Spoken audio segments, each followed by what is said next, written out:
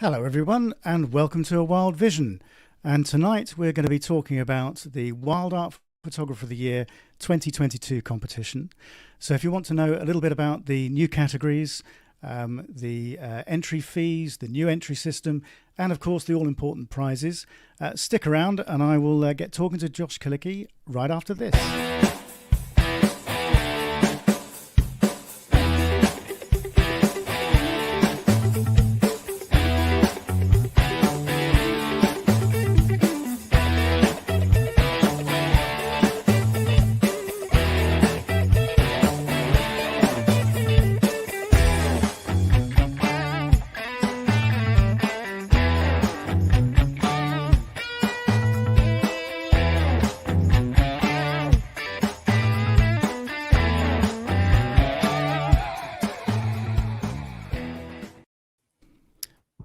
Hi, Josh.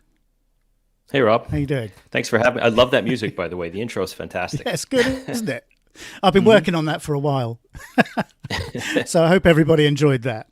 And by the way, if people do want to comment and say hello, I've got a comment stream that I can read on this sort of new system that we've got here, which I've been promising people that I'd show them. So Josh has agreed to be my guinea pig, where we're going to show this sort of new system and all the bits and pieces that we can do with it. So forgive me if I sort of show off a few bells and whistles as we go along through the evening, but hopefully everybody will enjoy this, which is the future really, which is what we're going to be doing a little bit more of next year. So yeah, it's really it's really nice to be able to show it to people finally. So I can see Lukasz Jablonski's already on, says hello from Poland, and Ilai Porat, hello from Israel. Excited to hear more about the 2022 competition. Well, good evening to both of you. So as I said, if anybody wants to ask questions, as we go throughout the evening, then this is what we're here for really. So so please do put it in the chat, and I'll see what I can do to answer your queries. Josh, 2021, let's have a quick chat about that, because obviously we've completed the judging process now, and we've got, and I'm just going to show off one of my bells and whistles now actually. So hold tight. So yeah, look at that. See, I could do things like that. Isn't that pretty cool? So we've got the winners announcement next Sunday. But 2021, my word, we had some pretty incredible, photography for year one, didn't we? Yeah, it was amazing, especially as you were saying, just for the first year and going through each of the categories every month. The contest, frankly, that I weren't involved in, it was interesting to follow, just to see the top 100 and of course the commendeds and who ultimately won. But the quality was through the roof. And when you look at the photographers that came in, I think we had photographers all throughout the world. There was a great distribution of talent, and the quality was just, again, for the first year, it was more than I expected, frankly. And I think moving forward, it's only going to get better. Yeah, it was a difficult discussion, wasn't it, on Tuesday? I mean, crikey, very so difficult much good photography to talk about. I mean, they're all winners. I mean, everything in there. We were talking about this in the judging process. The margins between sort of winning or gold or silver or bronze. I mean, there's a cigarette paper between them. I mean, they're so small. Just such amazing stuff. I see Chaba Tokoli's on. Hello, Chaba. I hope you're well. William Steele's on as well. Of course, another one of our judges. He says hi, Josh and Rob. Hi, William.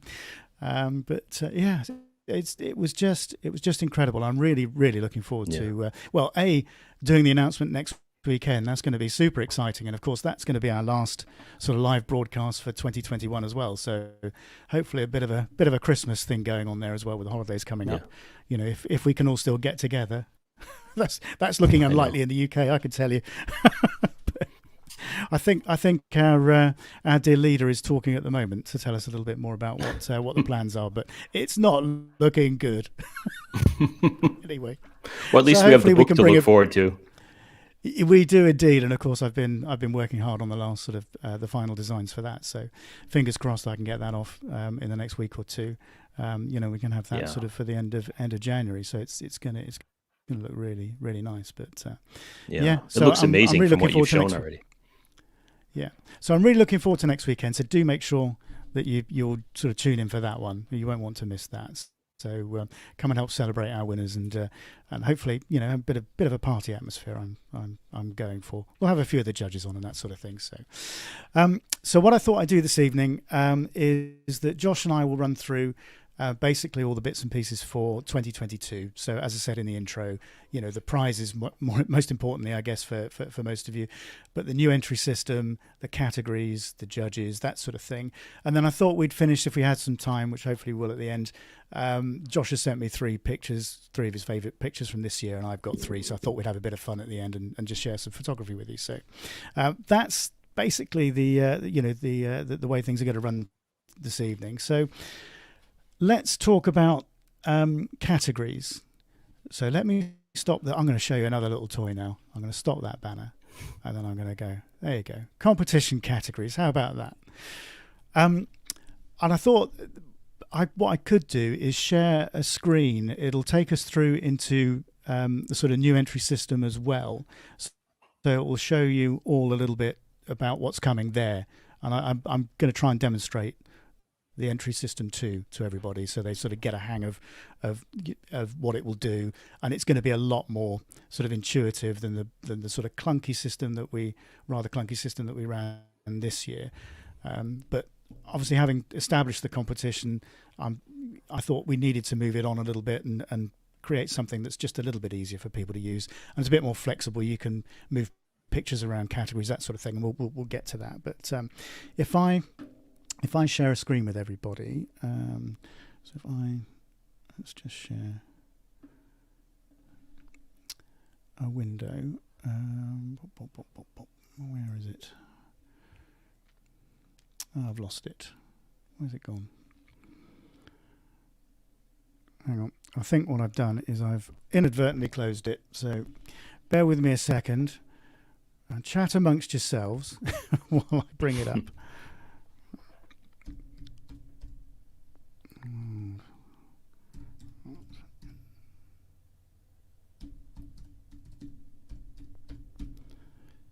Okay. Oh, okay. Why can't we read?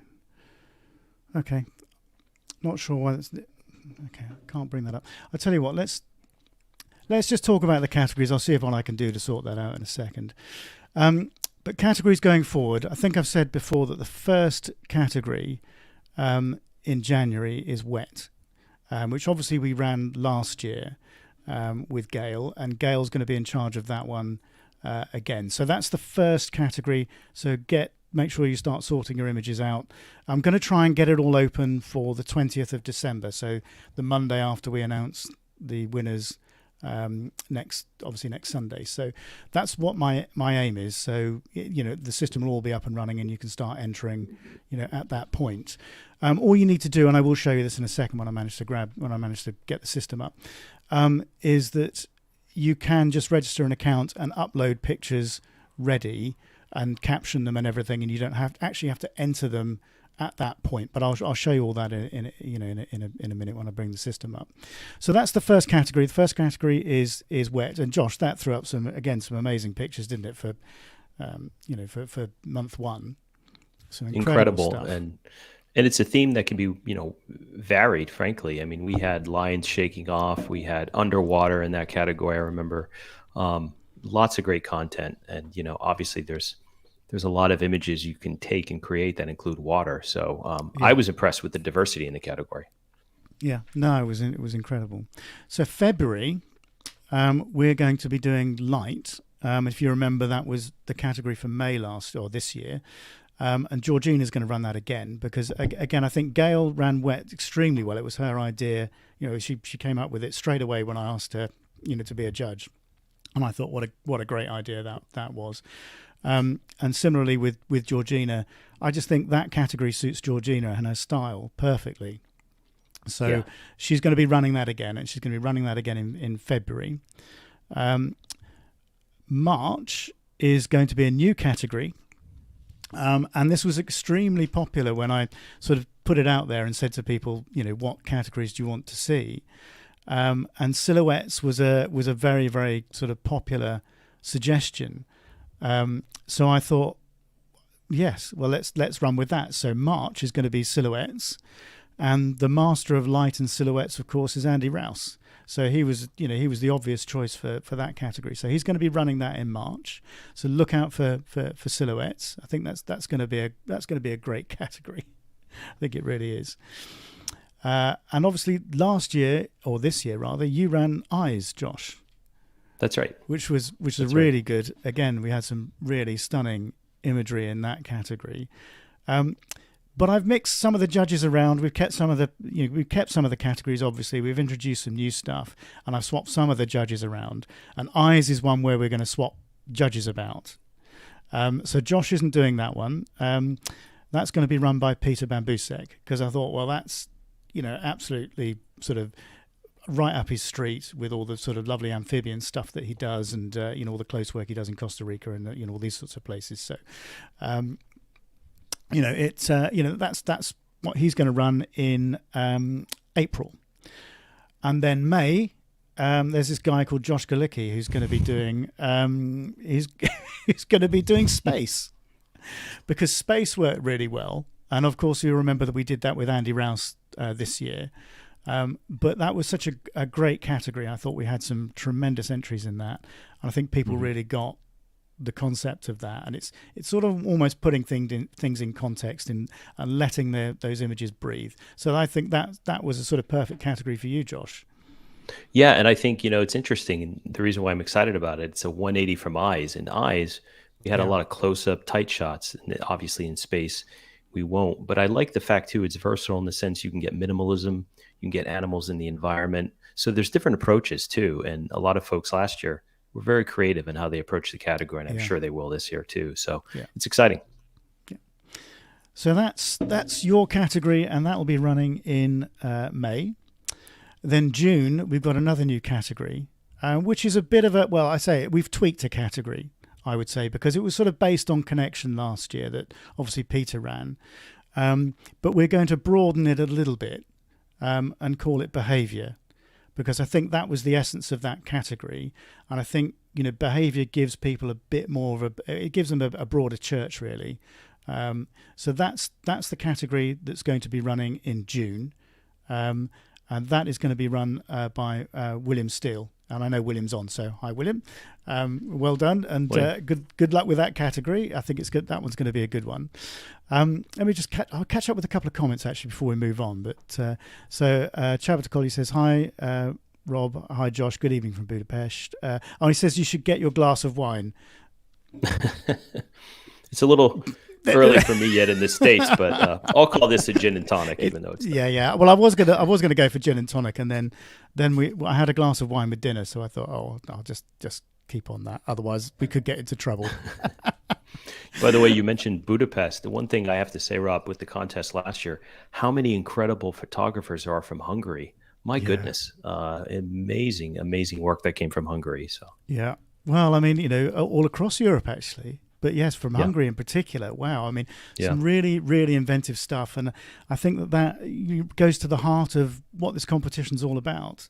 It's all about art, and perhaps moving away from the more literal side of photography into, the more artistic, the more impressionistic style. That's really where WildArt is going. It's sort of providing a home for people that, some of these other competitions perhaps don't provide. Because there are a lot of stuff that a lot of competitions are looking at more literal based photography, and I want to take a step away from that and give people a voice, that are looking at sort of more artistic styles, and so that's really the direction of the competition, as you know. Yeah, it's inspiring. Even for the judges, it's inspiring. I've taken my macro lens out more times than I can count this past year, thanks to the contest. Frankly. Well, it's got me thinking in different ways. Things that categories like space in particular, black, monochrome or black and white.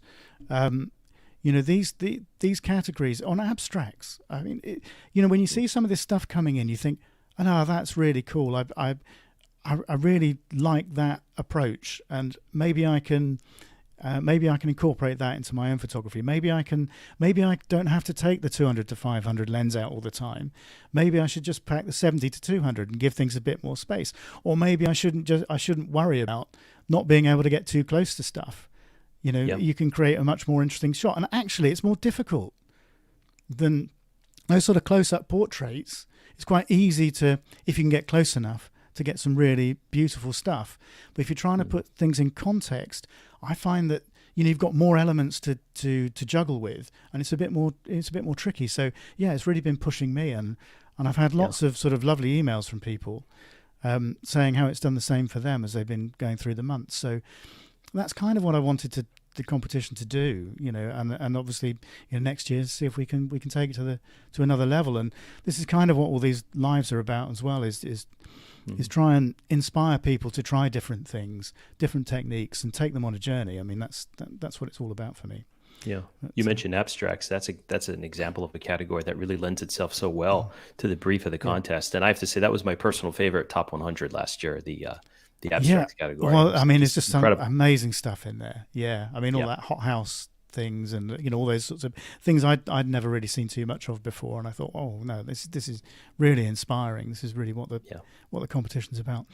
So Ben Pullitz is on. Hi Ben. He says evening Ben. Intro was super cool. Thanks Ben. I've been working on it for a while, so yeah. And Jens Birch is on. Cheers everyone from Sweden.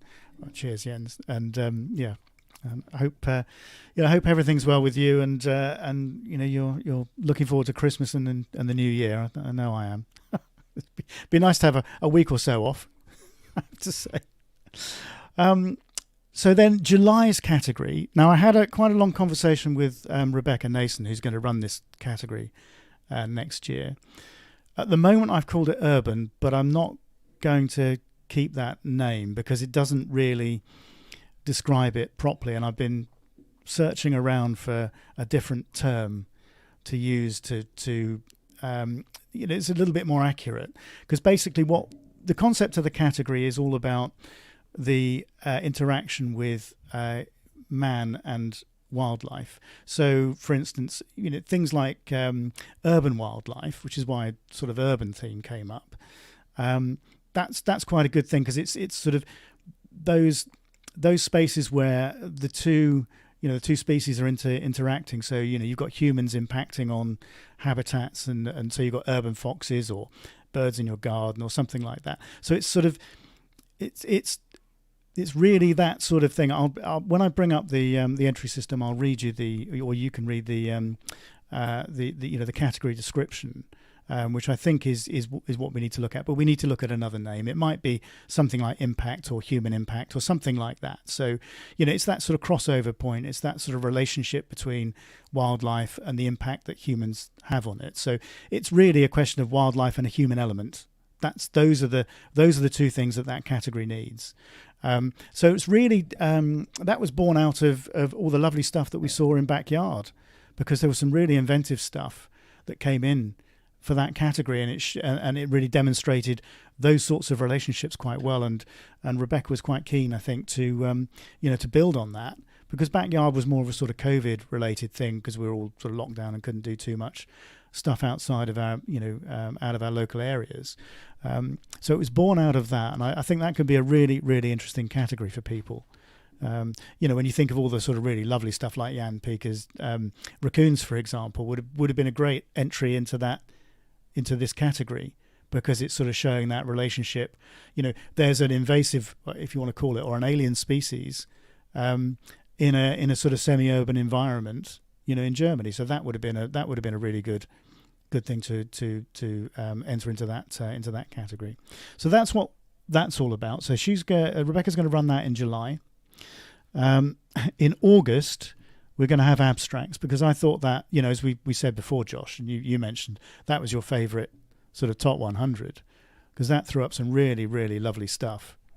And I thought it would be a shame not to run that again, because I think having shown people the sort of, the images that made it to that top 100, hopefully that's inspiring people to try some of these things for themselves. And I think abstracts really hits the core of what this competition's about. So yeah, I really wanted to run that again and see what came out of people's creative brains, because I think that's a great category.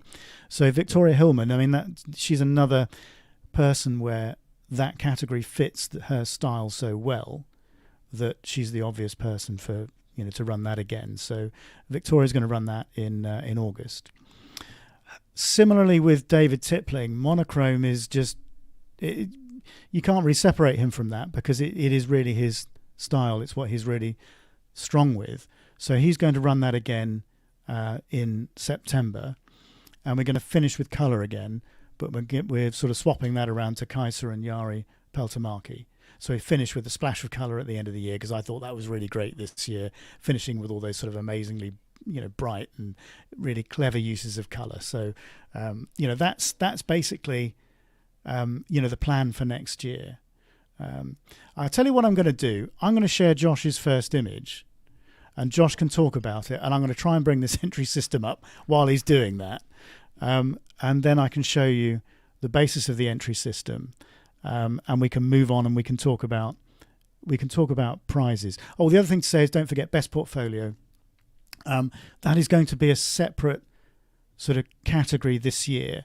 So it's going to run on the basis of 10 images, each one depicting or representing the 10 competition categories. So you enter one picture per category. And it'll be the best portfolio of 10 images that will win that prize. And we'll come on to the prize in a minute because I'm quite excited about that one. Because we're going up a notch or two certainly with Best Portfolio. So we'll get onto that. But I'm going to share a screen quickly, and I'm going to bring up one of Josh's images. He can talk about it a little bit, and then I'll see if I can get this website sorted and share that with everybody. So let me share this screen, which is up on the screen, so I know I'm going to be able to bring that one up without any problems. So I will share this window. So hopefully I'm going to get rid of that banner. Let's get rid of that so you can see that nice and full screen. I'll try and get this website sorted, and I'll let Josh talk to you about this pretty amazing image. I mean, what species is this, Josh? Yeah, this is a common yellowthroat, and even though it's a common bird, it's a New World warbler. They migrate up to the northeast United States. They're fairly widespread, but they love marshy areas. That's actually where I took this shot. But it kind of reminds me of Zorro, this bird. You've got the mask. yeah. And I took this last spring, but it's interesting, when it comes to these songbirds, so many shots of songbirds, it's the birds singing on the branch. And after so many years of seeing those shots, they get a bit drab to me. So what I try to do is spend a lot of time with birds like this and capture behavior. So I actually took this right at the edge of a marsh. There was a gut that was running through the marsh, and I was there in the mud with a camo blind on, and this common yellowthroat was coming down. It was just hunting all these insects, and it was hopping up and down from the mud. And this was one of the shots I got. It's a bit difficult to get behavior shots of these birds because they're small and they're so fast. Yeah. So you really have to anticipate, the movement and the like. And the colors were great here too. There was some sun coming in from the side, and you could see here there was some shadows in there. So there's a decent amount of contrast, and having the bug there was serendipitous where, you could see it's just getting ready to jump and take it out. I was going to say that insect just makes it, doesn't it? Agreed. Yeah. And, you're so used to seeing predator prey relationships on larger scales, cheetah chasing after a gazelle or something like that. But when it comes to these types of relationships, they're not often photographed, which I think makes it cool. Yeah. Sorry, I'm just struggling with it. I've just realized I'm typing in the wrong address, so that's why I can't get it. Hold on. Helps if you use the right web address, doesn't it? There we go. Right. Okay. Sorted. Okay. Well, we've got a few more pictures which we'll share with you a little bit later. But that's a fantastic image. I just love that little insect, and the eyes of the bird focused on it. I mean, we get this. I see these with things like sort of wagtails and that sort of thing in the UK where they're sort of hunting insects. But to capture it like that, it's quite rare. Where you get the thing in, you get the bug in focus as well. And so that's one of those things where you look at the camera, you look at your files afterward, and you don't even know it's there. I was just getting ready. You anticipate, and you lay the hammer down. And I got a couple shots, but this shot was the right moment, which I thought was pretty cool. It is pretty cool. Okay, well, I'm going to stop sharing that, and I'm going to share. So let's right. So I'm going to share the new entry system website with everybody. So let me just share that screen now. Share screen, window, right. Hopefully that comes up for everybody now. Let me just have a look at I'll just go back to comments and make sure I'm not missing anybody. Oh yeah, Antonio Carlo says, hello, Antonio here in London, excited about entering more images in the competition next year. Well, that's what we like to hear. We're really excited to see what everybody's got to offer next year. Should be an amazing competition. And hopefully, the new entry system will help. So basically, when you go to the new entry website, which will be linked obviously from the main WildArt website, this is what you'll get to. You'll get to the portal, and what it'll is obviously give you a bit of information at the front, and it'll tell you when the next category is closing. So what we've decided to do this year is open everything from day one, and then things close off at the end of these months. So wet closes at the end of January, light will close at the end of February, silhouettes will close at the end of March, and so on and so on. But they will be open from day one, so you can start putting images in and swapping them around categories if you want. But please bear in mind that when we get to that cutoff point, anything that's in that category gets entered. So whatever's in the category at the point that the competition, that particular category closes, gets entered. But it does mean that if if anybody's going away on trips, let's hope that starts happening again next year. It does mean that if you're away one month and you want to enter a particular category, you're going to have that opportunity because it's opening from day one. And I think that's a helpful thing, because I know a few people missed out on categories because they were traveling, or they had work commitments, or they were extremely busy. So I think this will help, and it might help you plan out throughout the course of the year your entries as well. So hopefully that's an improvement for everybody. So that's basically what you'll see when you hit the home page. When you go to my entries, that's when you basically register an account. So it doesn't cost you anything. You just put your email in, create a password, and it will send you a link to confirm your email address and all the usual stuff. So once you've created an account, and I'll go into mine in a second and show you, then you can start uploading images, and you can do that even before you buy a purchase package, and I'll show you how that works as well. Here's the categories page. I'll read you the description for July about urban, and as I said, it will be a different name, but this is basically the description for that category. So urban, or whatever we call it, is another new category for 2022, and is the concept of Shetland-based wildlife photographer Rebecca Nason, as we talked about. No species has had more impact on the planet than the human race, and the consequences are far-reaching, touching every part of the earth. Nature is amazingly resilient and adaptable, and in many instances it is forced into close coexistence with humans. Urban seeks to highlight the impact that we have on wildlife, positive or negative, and should include both wildlife and a human element. Images from your garden, birds in a city park, a mammal foraging in a bin, an animal illuminated headlights of a car, they're all sort of good examples. But the subject has endless possibilities and is open to your interpretation. So that's what we're looking for in that. Let me just get rid of that. Pop-ups. So that's what we're looking for in that category. So we'll call it something different, but it doesn't really matter. That's the description. That's what we're, it's that sort of crossover and the impact that humans have on wildlife that we're looking to try and get across. So there are all your category descriptions. So go in and have a good look. That's one of the keys to a successful competition entry, isn't it, Josh? Is interpreting the category correctly and choosing the right pictures, choosing the pictures that suit. As somebody that's done really well in competitions yourself, I'm guessing that's something you look at really closely. Yeah, I think it's very important. And one thing I'll say, looking back at the 21 contest, we had some images that were frankly incredible, but we would even have discussions internally and agree that maybe they were best fit for other categories, or they would have done stronger, frankly, in other categories. Yeah. So making that decision, I think, is key and important. I've seen some other contests in the past and the rules where they'll reserve the right to switch they'll take a photo and they can switch it if they deem necessary on the category. But based on how this contest is structured as an entry, you all have to make sure that it associates closest with the particular brief of that month. So it's a very important decision. I've never really liked that very much, and I'll tell you why. Because I think that does, part of the competition process and part of being successful at competitions is understanding what is required from a category.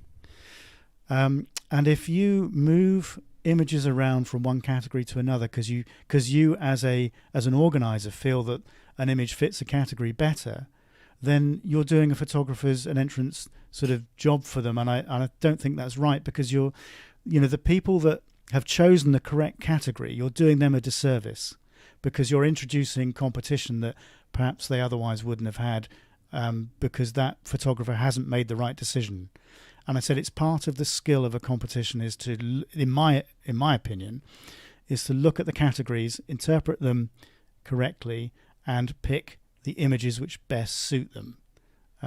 So I said Ben Pullett says it's so difficult choosing categories sometimes. Yeah, it is, but that is part of the skill. And I think now that we've, there are some new categories in here, but there's only a couple really, and then we've played around with a couple more. So, you will see the images that have done well this year in a lot of those categories.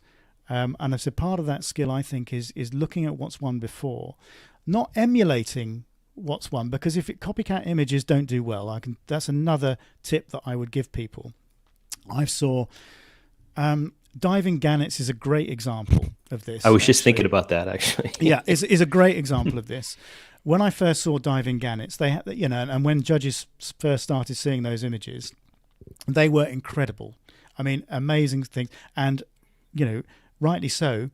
Some of those images won or did very, very well in competitions. The next year, in a certain competition I used to be involved with, there were lots of diving gannets.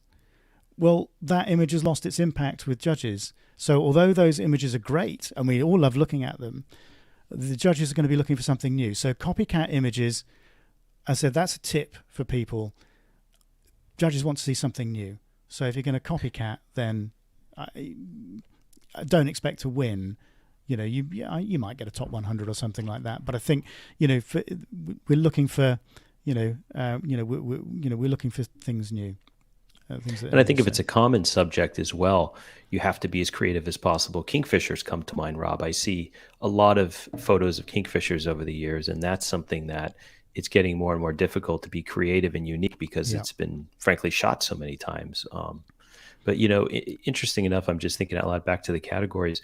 We found, too, certain images can lend themselves to multiple categories. I think a good example, if you look at light and color, there are certain images that came in color when I was looking at the top 100, and, that certainly could have been in light or vice versa. But if you look, if you take a critical eye, in most cases, you can apply it to one category better than the other. So again, it's something to look at.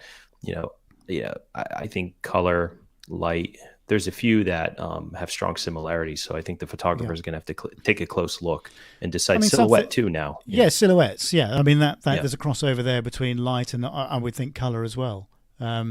Certainly. But the other thing is you can enter the same image into more than one category because there are sort of crossovers in these things. And don't forget that you are looking at different lead judges for these categories. So everybody looks at photography different. It's subjective. No one judge is going to pick, well, it does happen, but most judges pick different things.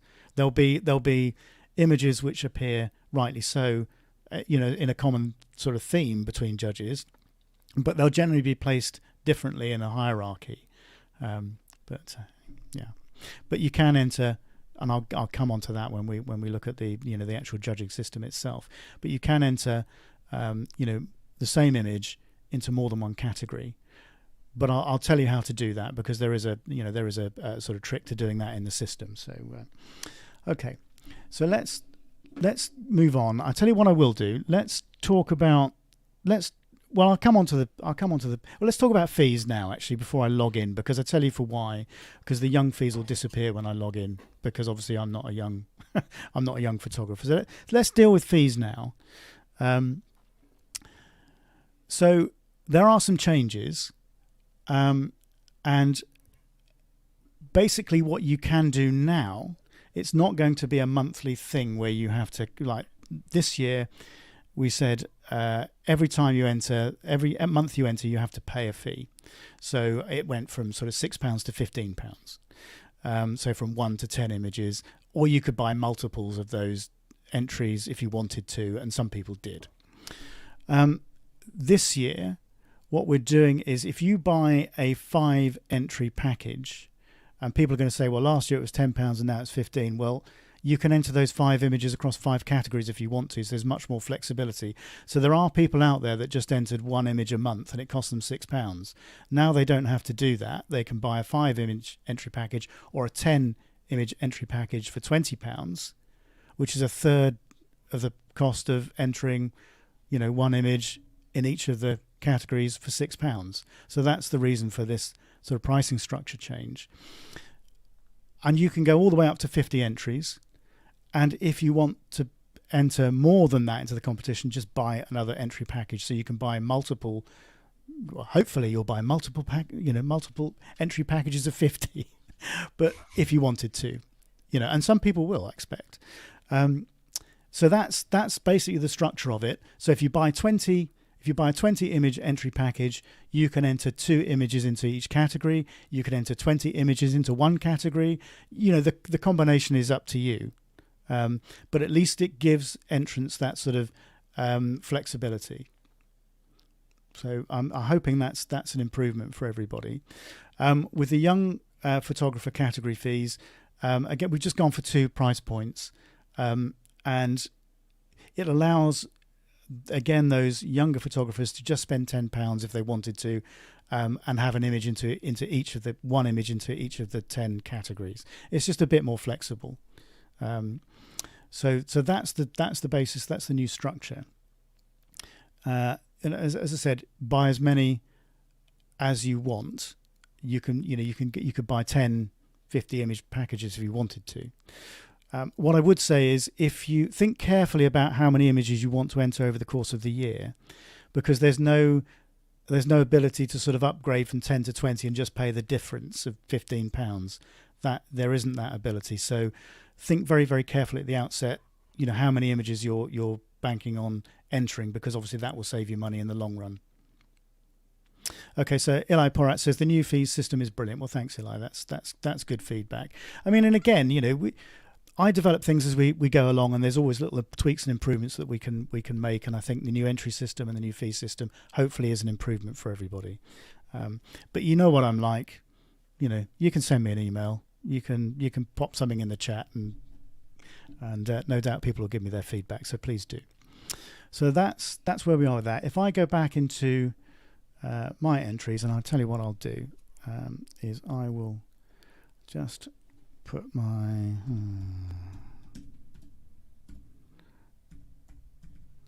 okay. Hopefully that'll let me in. Phew.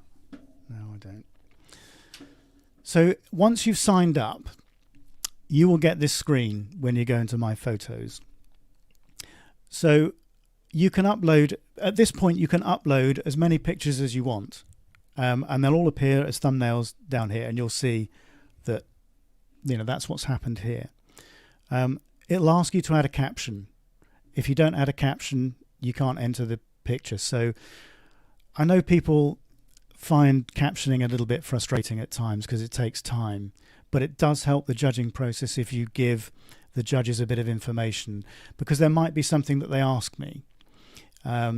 Typically it will be, how was that image captured? Was there any callback? Was there any baiting going on? Or, was that insect placed there? Was it in situ? So those are the sorts of things that judges want to know.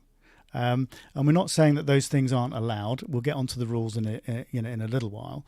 What we're saying is the judges need to know at that point that they're being judged, what those circumstances are. So putting image caption information like that in here really helps. So if I go in here, for example, I've just called it Canada Goose because I couldn't be bothered to type anything else in. But you could, it's up to 2,000 characters, so you could give me the judges the circumstances as how you took that bird. So it's a wild bird, no feeding, no whatever. So you could give us those circumstances. And if you get shortlisted, you'll be asked for a lot more information, including sort of camera information and settings and all that sort of thing. But Hey, Rob, that's really good context. I'll just say, and I speak to a lot of folks who enter photo contests, and the general impression is any captioning on the initial round is worthless.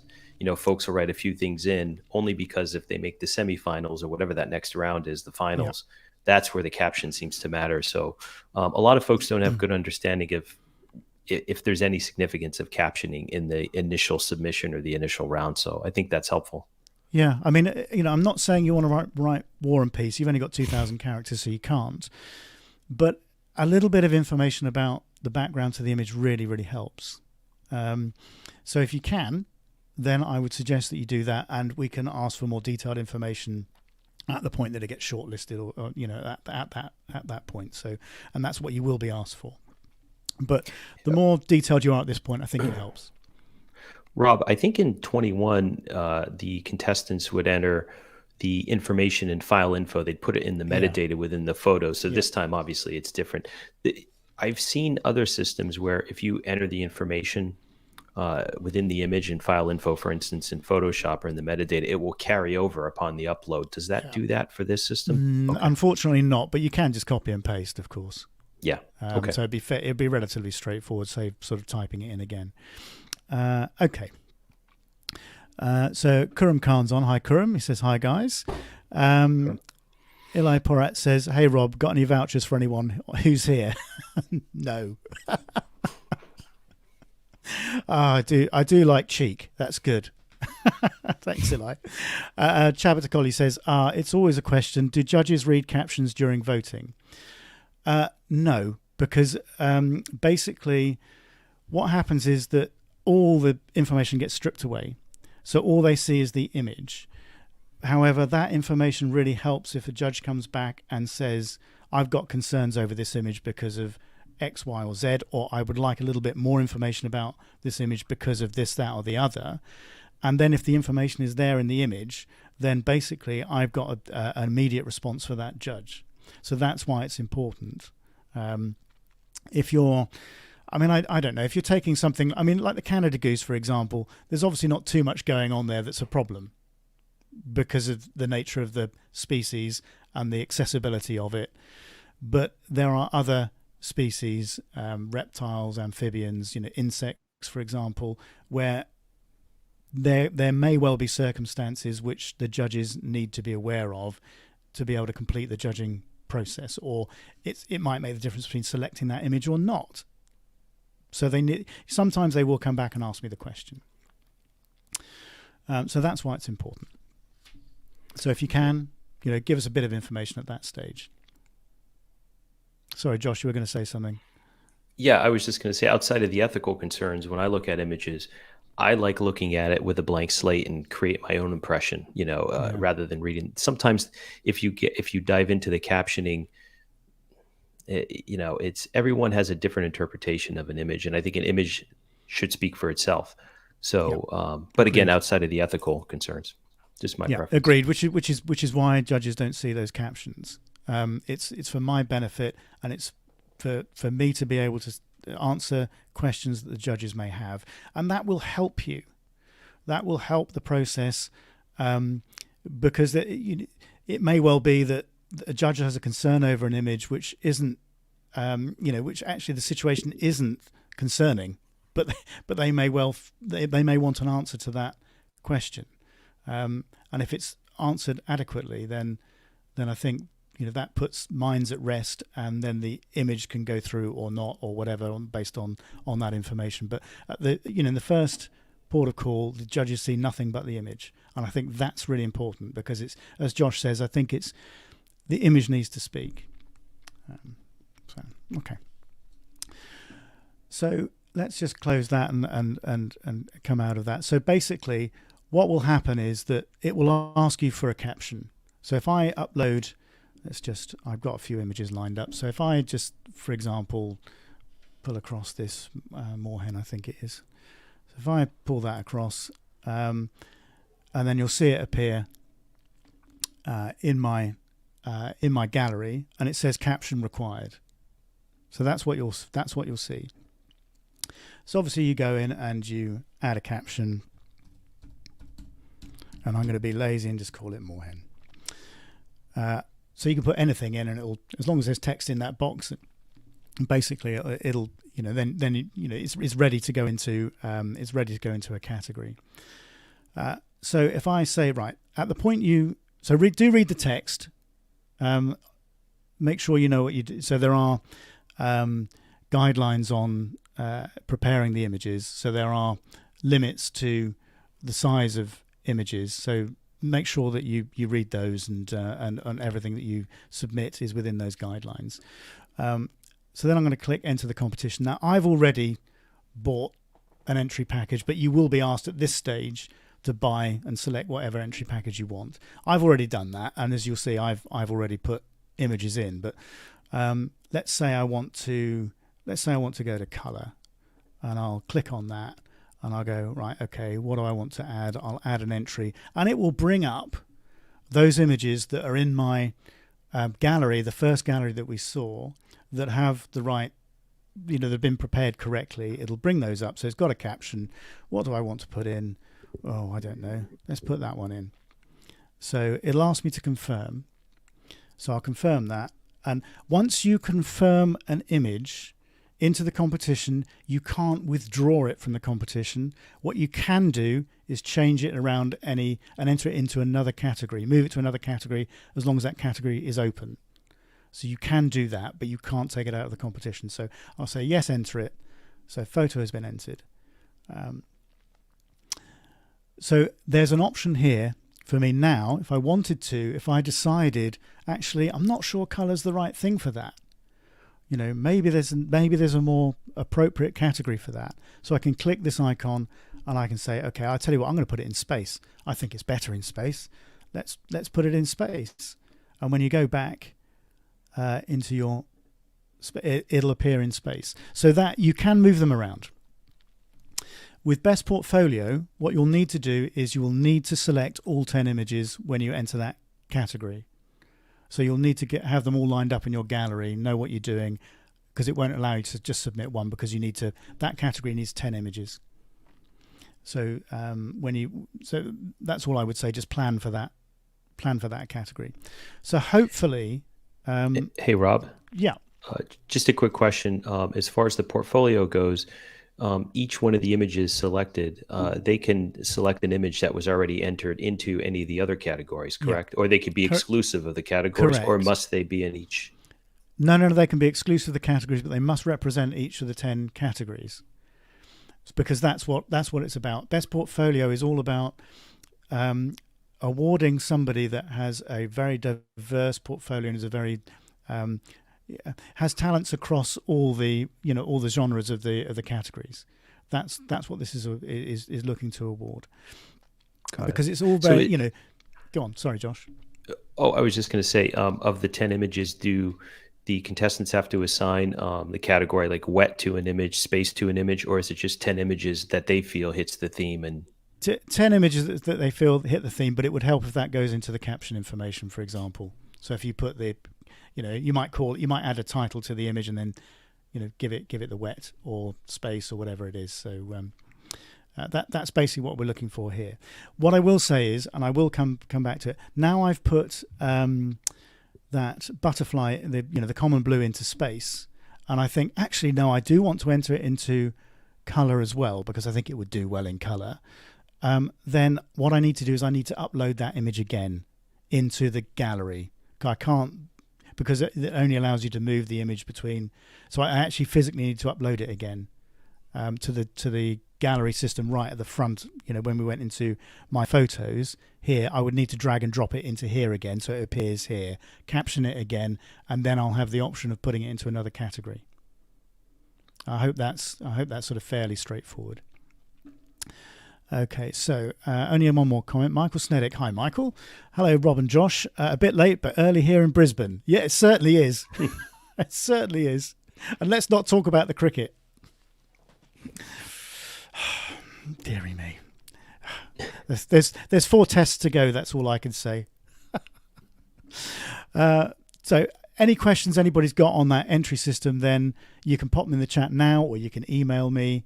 But all this will be sort of hopefully open on the 20th of December. So have a play around with it. You don't have to buy an entry package straight away. You can upload your images, caption them. You know, it's only when you start assigning them to categories, it's at that point you need to pay. So I hope that's sort of relatively straightforward. And I think it's certainly an improvement on this year. Yeah. Rob, for the images, do you have a preference on the color space, Adobe RGB, sRGB? sRGB, really, because it just displays better on the web. Yeah. Okay. So that's what I would suggest.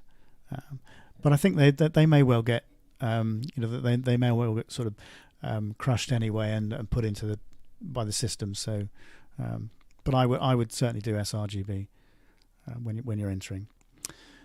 Okay, let me stop sharing that screen, because I think that if anybody's got any questions on that, go back and have a look at the video again, or if you've got any specific questions on it, just send me an email, and I'll answer any questions that there might be on that. So let's just stop sharing that for a second.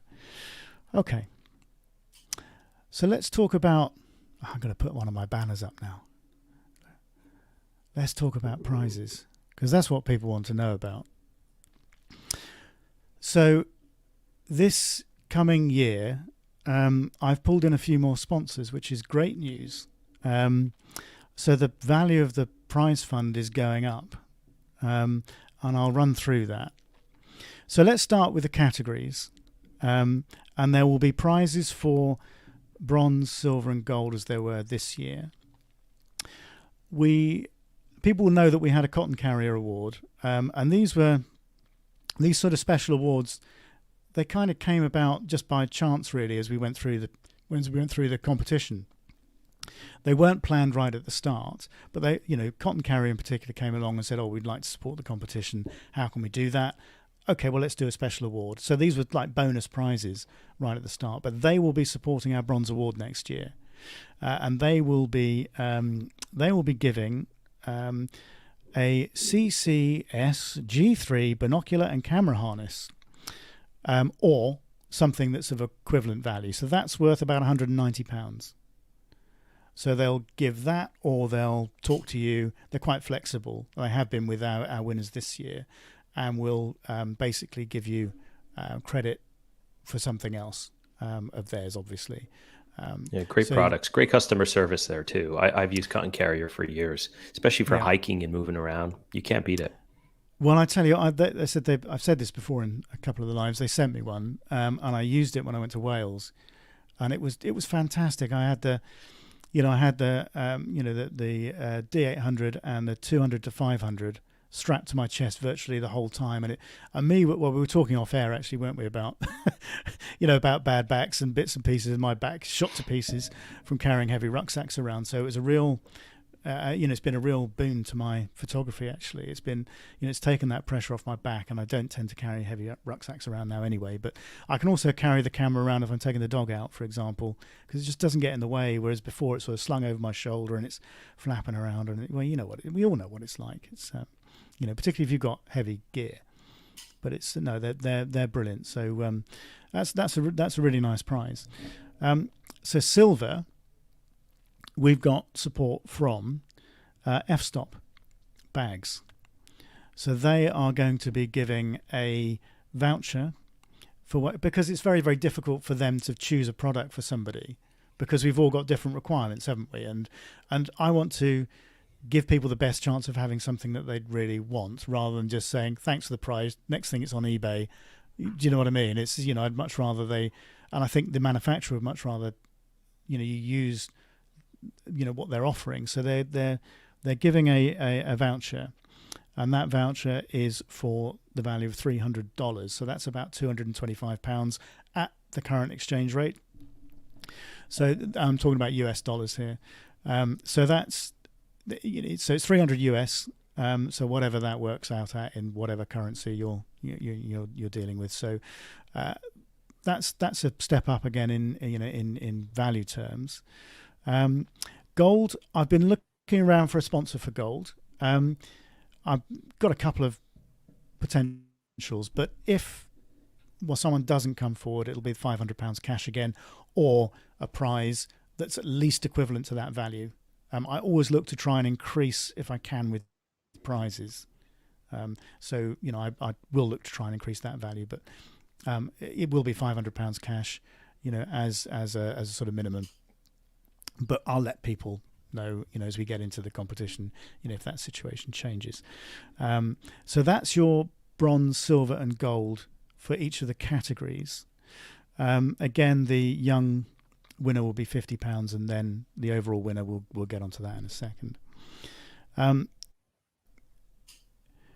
What I will do as well is, throughout the course of this year, we've had spot prizes, as I said, with Cotton Carrier. We had Topaz Labs that gave 5 codes for their denoise. So if we come up with any of those sort of little offerings as we go throughout the year, which is probably quite likely because people do approach us and say, we'd like to promote this or that or the other, then we'll do those. I mean, Wild Planet, for example, we had free magazine subscriptions with them. So those sorts of things we'll introduce as we go along, and so there will be some sort of small bonuses as we go through the year, hopefully. Right. So that's the category prizes. Let's talk about the best portfolio prize, because Olympus, or OM System as they are now, I think we should be using that name, have been very, very generous. They, I agreed this with them 2 or 3 months ago. They have got a new camera coming out next year, apparently. So rumor has it. So they are offering basically that. So that's going to be pro level camera. So I think something like £2,000, something in that order, 1,800, 2,000, something around there, plus 2 lenses. I think they're also working on new lenses for next year too. So they haven't been any more specific than that. But I do know that it's at least £3,500, if not £4,000 worth of value. So when you think we were at £1,500 worth of cash this year, we're now taking a huge step up with that best portfolio prize. And I tell you, that is a prize worth having, because even if you're not an Olympus shooter, to have a second set of kit, which I know a lot of people do have. Georgina Statler, for example, she has Canon, and she has her Canon kit, and she also has an Olympus setup, because it's easier for her to carry it around when she's traveling. Or when she told me she loves it too. We've spoken about it, Rob, and she loves that setup. Yeah, and she was a best portfolio winner in Bird Photographer of the Year, of course, and that's how that came around. And she's loved it. She's absolutely loved it, and so it's a fantastic prize. That's a real step up. So best portfolio, make sure you get your images into that one, because that's few of the judges shoot Olympus, I think, right? Yeah, they do. I think Peter shoots Olympus. Peter, David, Rebecca, Andy, and Georgina. So we've got at least 5 that shoot Olympus. Wow. Yeah. So it's I'm in the minority on that one, at least for now. Well, I've been thinking about it, I have to say, but then the Z9 came along. It's just a bit expensive. When is it going to ship? That's the big question, right? If it is shipping, I'm not sure if it's shipping. They're saying this month, I think. So before, I don't know. It depends when you got your order in, but it's just a bit pricey. That's the trouble with that. But it does look like an amazing. I just got the R3 and I haven't really played around with it yet. But I got lucky. I got my camera in the first shipment, and I'm told now it's going to be maybe April, or due to all the supply chain issues and the like. So yeah. But I haven't got a chance to play around with it yet. I'm excited. Jealous. All these people with their new kit. Still, you don't need new kit though. That's the thing. I have written about it actually, because I still shoot with the D800, believe it or not. That's a great camera. It is a great camera. I still love it, and I can't justify spending the extra on something think, well, until the Z9 came along, which I'm really tempted. The gas came in. What do they call it? Gear acquisition syndrome. Have you ever heard that? Yeah. Gas. Yeah. That's what people call it. Yeah. I think that's... Well, it's driven by the industry, isn't it? They've got a vested interest, let's face it. And we Yeah. all love tech, don't we? We all love tech, and we all love the latest thing, but it's not necessary all the time. But I have to say, when you're looking at these sort of new mirrorless magicians, I call them, and when you're looking at the specs of the Canons and the Olympus and the Sony, and now Nikon have arrived at the party at long last, there's going to be some amazing stuff taken with this kit, I think, because it just opens up these opportunities. I see Jan think the Peek is biggest on. leaps He's just made a comment. Oh, hey, yeah. The biggest leaps I've seen, I think, are from the DSLR to mirrorless. But once you get to mirrorless now, I think it's going to be incremental, as you suggest, like every year. I mean, the improvements, it's not going to be, light years ahead, but it'll be incremental. But to have, well, you think, 50 megapixel, 20 frames a second, that's amazing. If somebody told me that a couple of years ago, I'd be like, you're kidding me. Well, when you think that will do 120 frames a second at a 12 megapixel JPEG, and you think that my first serious digital camera was a Canon 5D. I had two of them, and that shot 12 megapixels, and I thought they were huge, those files. Yeah. And now you can do 120 frames a second. All right, it's not RAW, but there are certain circumstances where it's not necessary anyway. Well, a lot of circumstances where it's not really necessary. Especially for, maybe sports shooters, and they just need to get the print, I think that's the future though, Rob. I think it's going to be video. I think the future is they're going to have resolution. You're going to go out, you're going to, just shoot video and pick stills out of it. I think we're almost there. I mean, well, frankly. It's not far, is it? It's not far. But no, I mean, you think what's going to come in the next 5 or 10 years? It's exciting. Awesome. Yeah, very exciting. Anyway, we digress. So that's the prize for the for the best portfolio. I think it's something well worth winning, because that's, as it said, even if you're not an Olympus shooter, to have that second kit selection is a real bonus. And so thank you to Olympus or OM System. I keep on having to remind myself that that's what they are now. For providing that prize. So and hopefully we'll do some live stuff with them next year. That's what I'm hoping. So the overall WildArt Photographer of the Year winner will still be £3,000 in cash, but there's an additional prize as well, because Swarovski Optic have been extremely generous with me, and they are offering, let me get this right, I've written it down, they are offering an Optic NL Pure 8x42 binocular, and that's worth over £2,500 in pounds sterling. So the complete prize for the overall winner is now over £5,000. It's nearer £5,500 sterling, which is what, $6.5 US, something like that. Yeah, something around that, maybe a bit more. Yeah, forget what the exchange rate is now. So we're up there now with some of the other major international competitions in terms of prize value, because they're also offering for the young winner again these sort of CL what is it? Do I get this right? Make sure I don't say anything that's wrong. The CL Pocket 8x25s, which are about £650 worth for the young winner as well. So that's a lot of, there are a lot of prizes to be won. I mean, you add that lot together, and that comes to sort of in the order of £16,000. So that's, or 20,000, US thereabouts. So we're up there now with in terms of the prizes. So some really nice stuff to win. And so if there are any additional bits and pieces, I've been talking to judges about a founder's choice and trying to provide extra sort of a small prize. It might be a book or it might be something like that for my choice every month.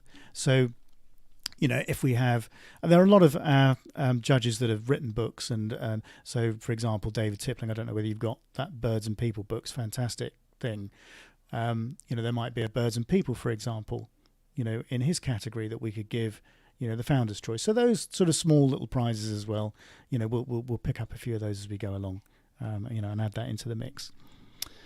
So I think, other than, let me just go into banners so I can put a new banner up. I can put rules. I'm working on these at the moment. There won't be that many changes, but there will be a few. So do make sure before you enter, as with any competition, you go through the rules. Primarily, I'm just going to be looking at tightening up the sort of ethical side of things. I think we've got an ethical policy, if people have obviously read the rules, from this year, and I'm going to carry that forward. But there will be a few additions to that to cover things like chilling insects, sort of live baiting, those sorts of things. I'm not one for heavy prohibition because then you've got to police it. But I want to make sure that as a competition we're doing the right things, and we're promoting the right pictures, and we are promoting photography in an ethical way. That's very, very important. The conservation message is an important one, and if we are not thinking about ethics seriously, then we're making a mistake. So there will be a few rule changes around that. And we need to talk about drones as well. I think we've had this conversation, Josh, haven't we, between us and some of the other judges. We've had some fantastic drone shots this year. And you've seen Jan Pika was awarded, obviously, in colour with that drone shot of the Stingray. So what I don't want to do is take away the creativity by banning drones, because I think that's a mistake. But what I do want to do is make sure that this photography is being carried out in a responsible way, because I have seen images. Well, we both have seen images, Josh, of let's use an example: flamingos flying off of nests and leaving bare eggs, and they're all flying off in a group, and the only reason they're flying is because of the drone above them. So those sorts of images, they'll come straight out, because the competition is not about encouraging that sort of thing. Because there's a danger with drone photography. Even if somebody's taken something responsibly, there's an issue with encouraging other people that perhaps wouldn't be so careful. So I think it's as with everything with competitions, some lines are very, very difficult to tread. You've got these tight ropes. You don't want to stifle people's creativity, and you don't, because that's what the competition's about. But we have a responsibility as well, which we must take seriously. So there will be a ruling about, or there will be a guidance on drones, and we will throw anything out which we think is ethically questionable. So just be aware of that. But have a good look through. So I'm drafting them at the moment. By next week they'll be done. So make sure you do have a good look through. It's always important to do that when you enter a competition, to have a good look through the rules. And then really that sort of brings us on, I guess, to sort of the final discussion, which is conservation. Another little banner, you see. It's good, isn't it? As you know, we've supported conservation causes this year, which are the judges' choices, and we've done it sort of on a month-by-month basis by donating a proportion of entry fees. And that'll happen again in some way. But what I want to do, and I've talked about this before, is I think the competition has the ability to extend and expand the sort of conservation fundraising. And I think we can do that through a WildArt Foundation, so a proper sort of charitable foundation, which would be based in the UK. So I'm in the process of establishing that at the moment, and that's probably going to be early next year, I would think. So that's where I want to funnel money from the competition. So a percentage of entry fees. I need to work out what that's going to be, and I'll let people know, basically when you're entering the competition, sort of next week or week after, how that's going to work. But it also gives us the opportunity to do things outside of the competition as well. So some of the lives that we've got planned for, a Wild Vision next year, it may well be that one of those lives has given you a nice bit of information about new photographic technique, or you might have enjoyed a discussion with somebody from conservation, or just a general nature piece or something like that. And these things, and we're not asking people to pay. This is to promote the competition. It's to promote me, and it's to promote our judges and sponsors and everything else. This is why and it's to take people on a journey. But there's the opportunity, I think, to say to people, well, okay, well, if you've enjoyed that, why don't you just donate £1 or something like that into the conservation fund, so we can grow what we do charitably, in terms of conservation. So that's the plan for next year. So we'll see where we go with it, but a WildArt Foundation is basically the plan. So we can expand what we're doing, for conservation, and I'll ask the judges again to pick conservation causes that they want to support, and perhaps we'll ask our entrants and our followers, for suggestions too, because it's not just about us. It's we might not be aware of things that deserve some support. So we're all ears from that point of view. So let's just check out. I think we've got another comment coming in, so hold on. Okay, so Shetland Seabird Tours, Rebecca Nason. Hi, Rebecca. Lovely to chat to you yesterday. Rebecca. Are you looking very well? Looking very well. Great to listen to you both tonight. Can't wait for 2022 judging. Absolutely. And she says, good evening from Rebecca. Great prizes for 2022. Yeah, we talked about those yesterday. It's really, really good to have OM System in there, particularly for and Swarovski, obviously, and all the other sponsors providing prizes. So it's great news.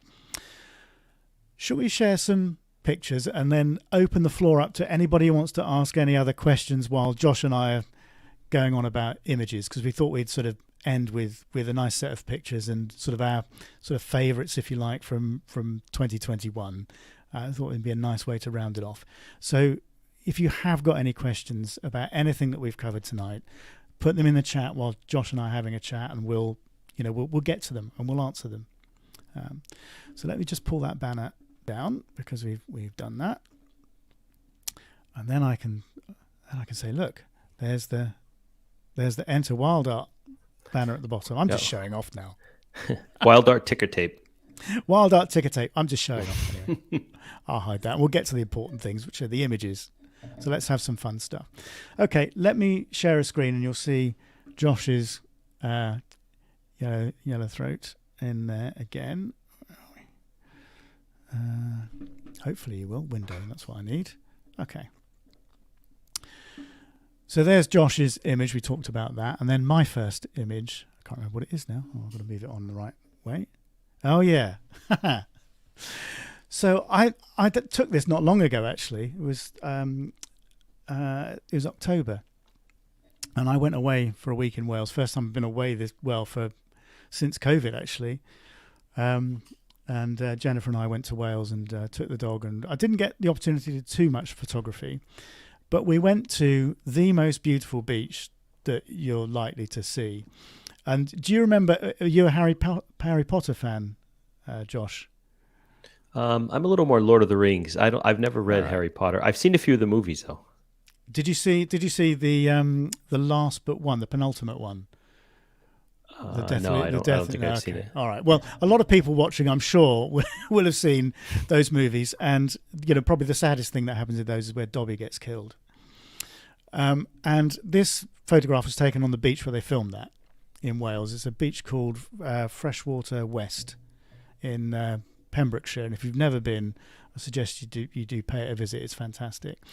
And this is where I took this image, and it was a really crappy day, I have to say. Weather was just overcast, and it was blowing a hoolie, as you can see with the wave crashing over in the background there.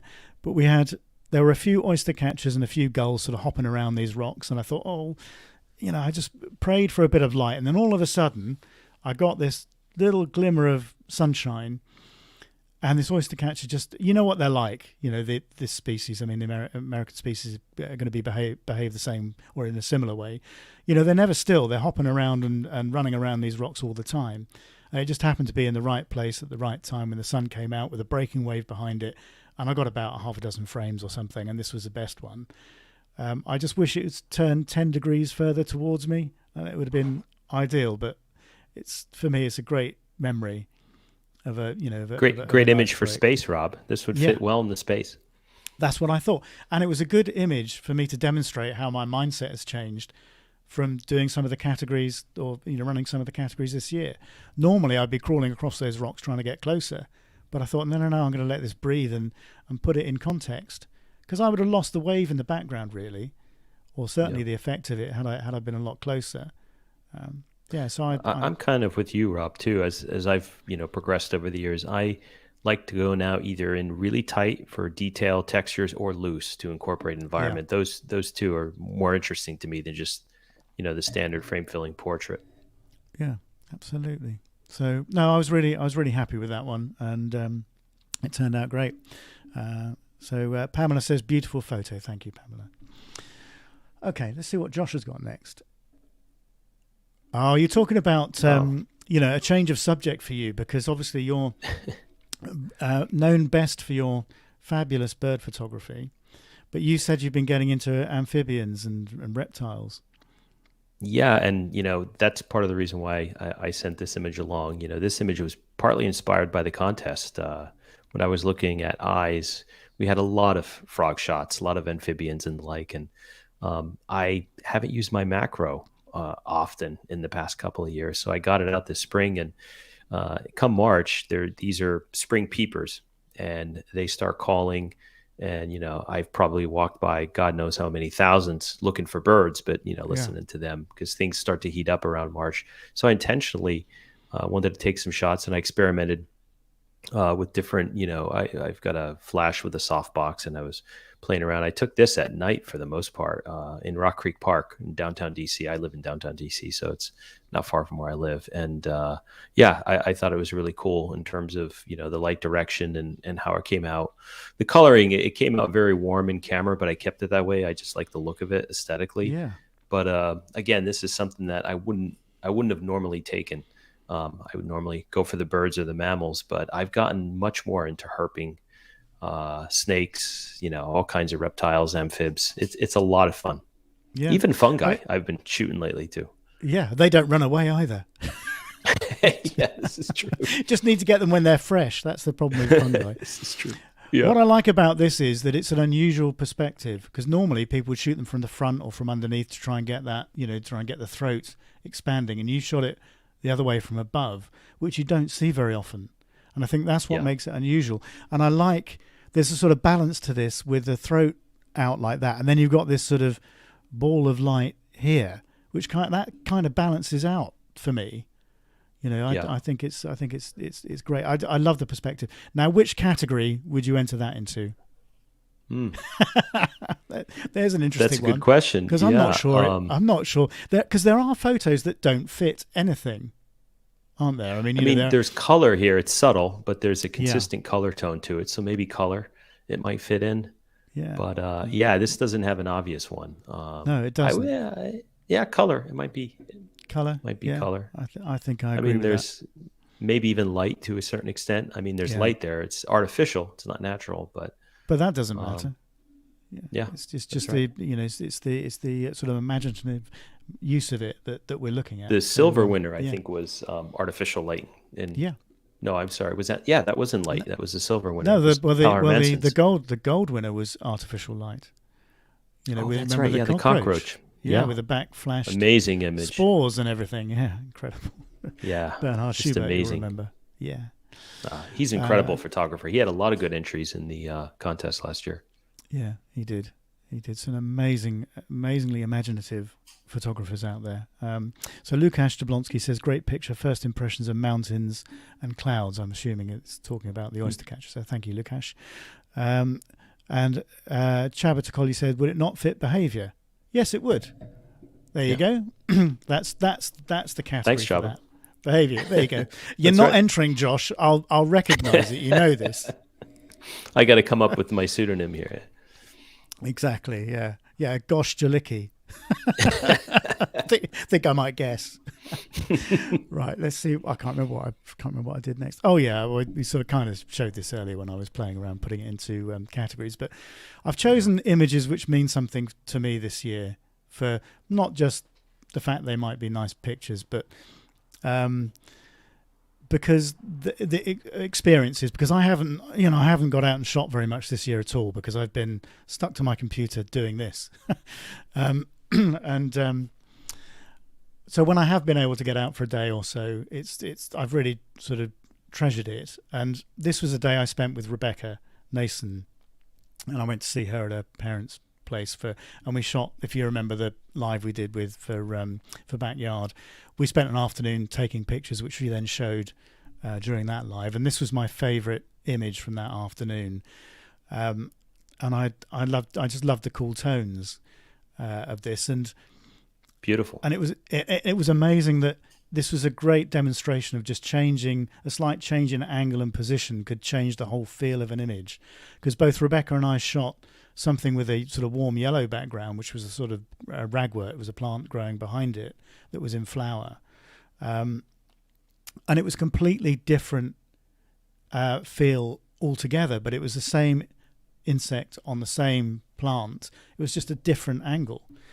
So that's why I like this image, is because it just shows what you can do if you just change your angle and look at something a little differently, and not just take the shot that you see straight away and work around a subject.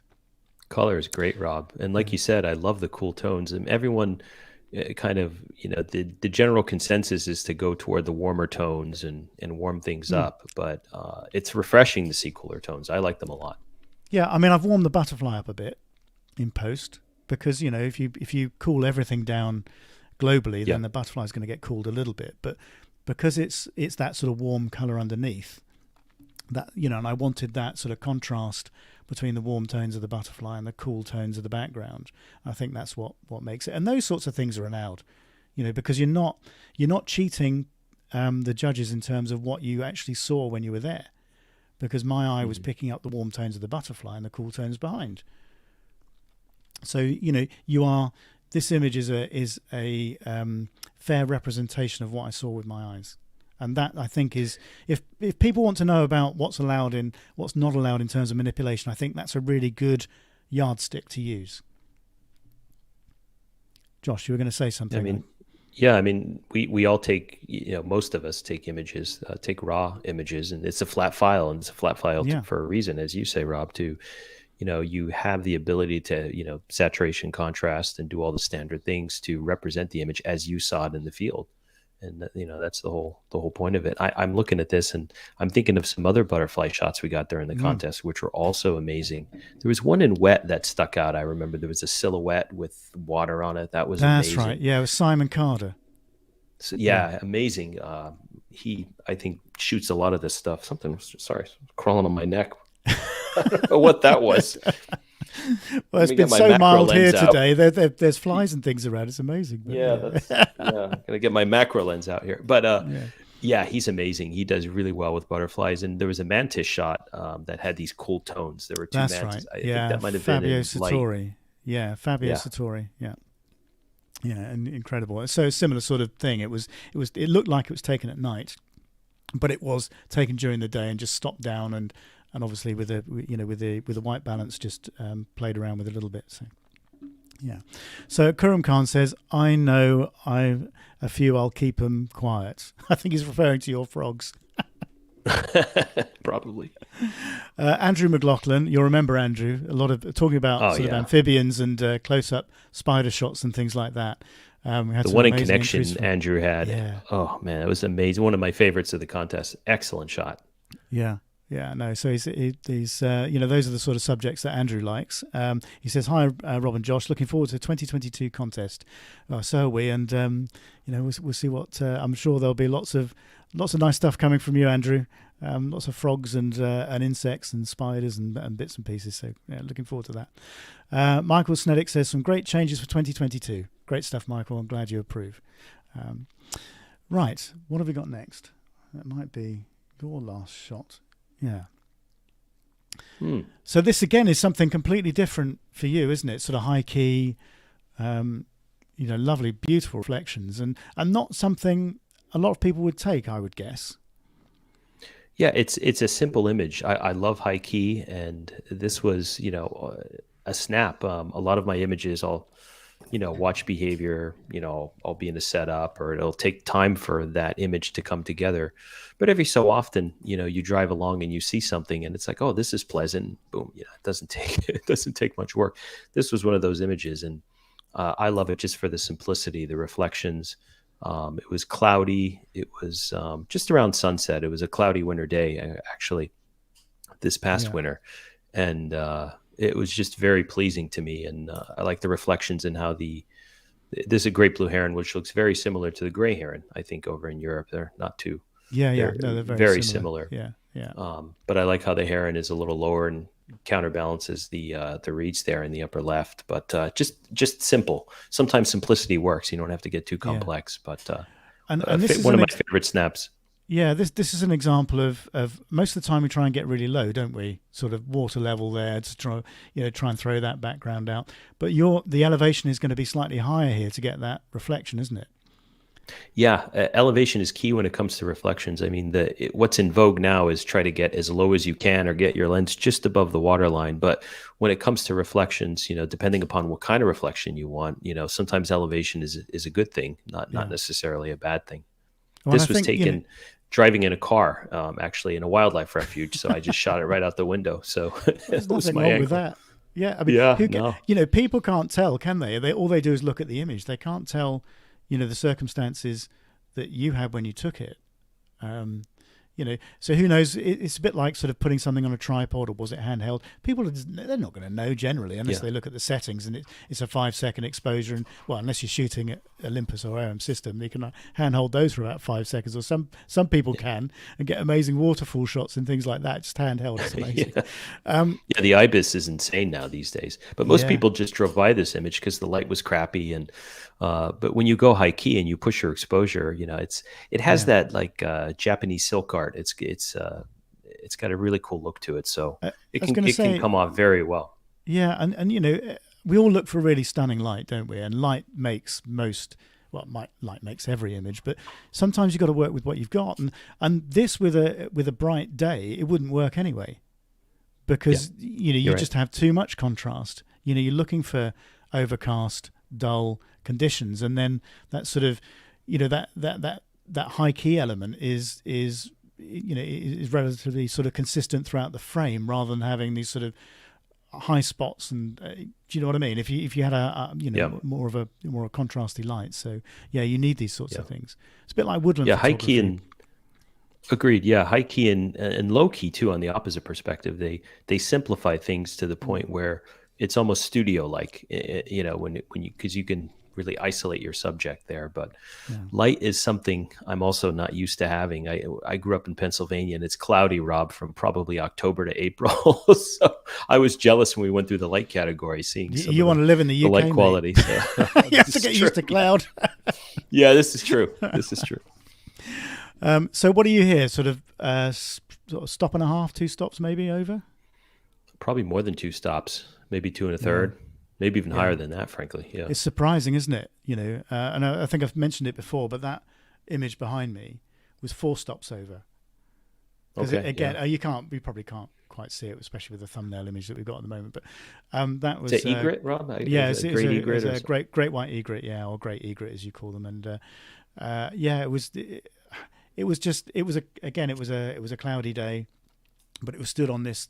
It was just roosting in this tree, and I thought, well, I think I wrote a blog, I think, and I showed, the image that the camera wanted to take had I just metered it, for just an average shot, and it was just crappy. It was just dull and really uninteresting. And I looked at it and thought, well, the lighting on it is even, so if I really overexpose it, the white plumage is just going to disappear into the background, and all I'm going to get is left with is the bill and some of the sort of darker elements, the shaded elements of the bird, and that's what happened. So yeah, quite like that. Yeah, it's a very. So I love the look. It's a great approach, I think. And yeah. and it gives you options in days where the light isn't always the best. And that is Georgina. Actually, looking at some of Georgina Steitler's Steitler stuff is what inspired me for that. That image. So she has a lot of great high key stuff and low key too. Yeah. She's Well, light is just the perfect category for Georgina because she's so good at using it artistically. And in fact, talking about Georgina, I've swapped emails with her this week, and we are going to do, when it comes to her category, we're going to have a bit of fun, and we're going to do bokeh battles. So we're each going to pick 5 pictures. I said in my email, I said pick 5 pictures. I'll pick 5, and I'll let you kick my photographic butt.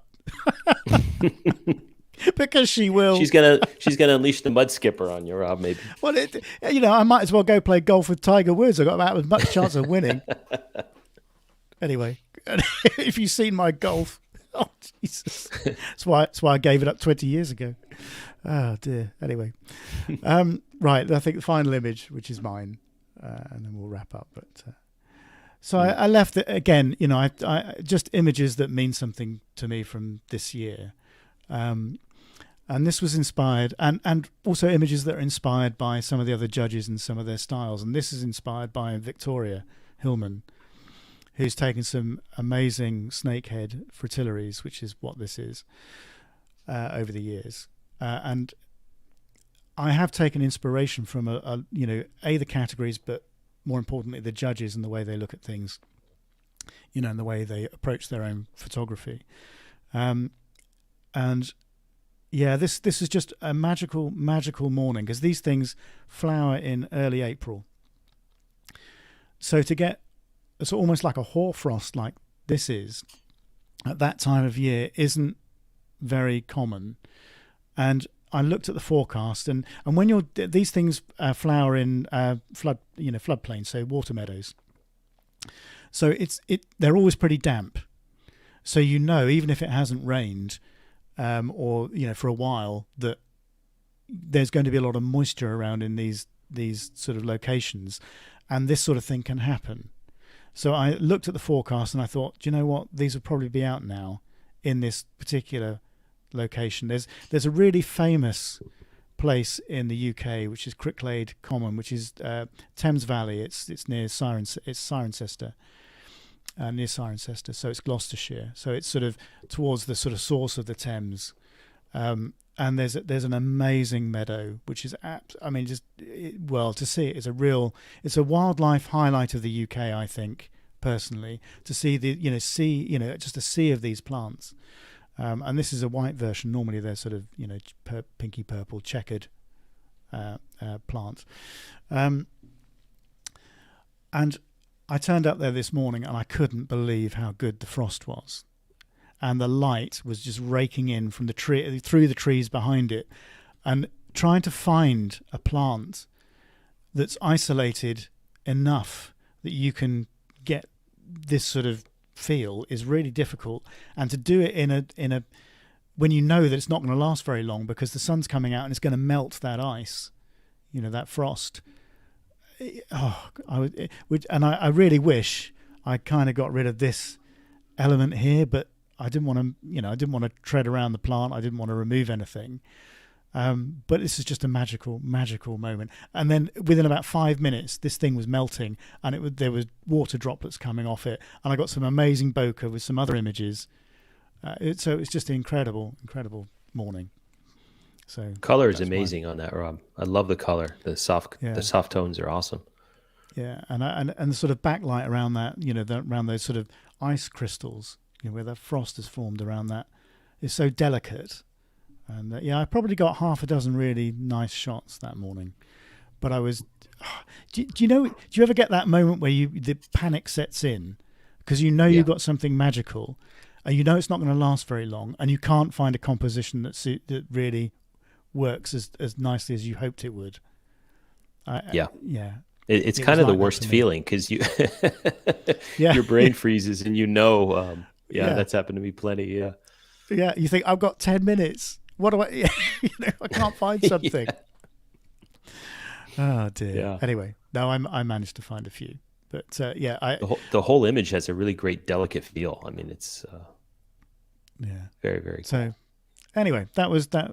That was sort of my. I guess I tried to pick different things, as I know you did as well. So we had a bit of a variety. But anyway, so I think. Well, I hope people enjoyed that. Let's stop sharing that screen. Okay, where are we? Share. Okay. So I hope that. I've really enjoyed the discussion actually, and I enjoyed sharing those pictures at the end. It's always a nice way to finish. I'm really looking forward to next weekend when we share those winners. That's going to be a great event.